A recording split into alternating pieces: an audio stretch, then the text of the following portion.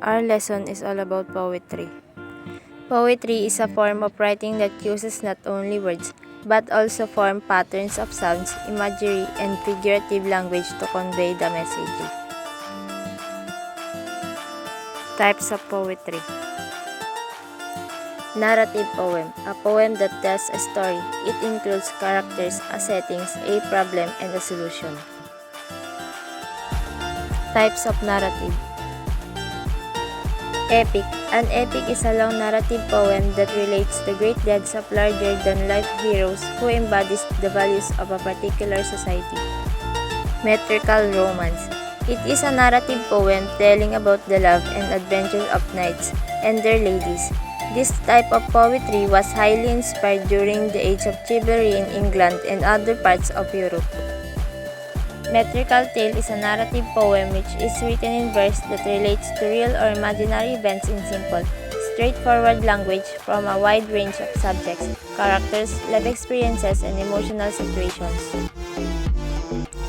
Ballad. A ballad is a short narrative poem which is written to be sung and has a simple but dramatic theme.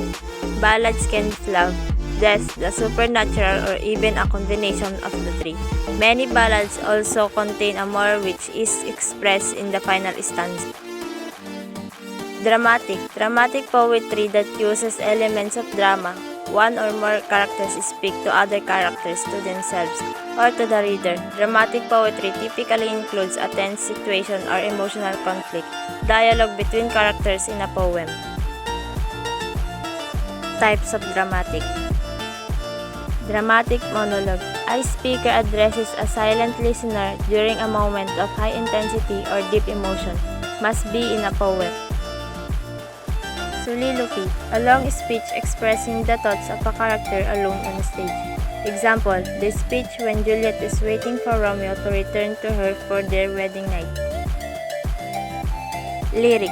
Expresses the thoughts and feelings of the author. Does not have to rhyme but has to have a musical quality. No rules about length or lines. Types of lyric.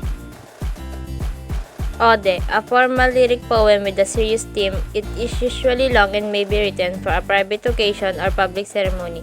Odes often honor people, commemorative events, or respond to natural scenes. Length, usually long. No syllable requirements, no rhyme scheme requirement.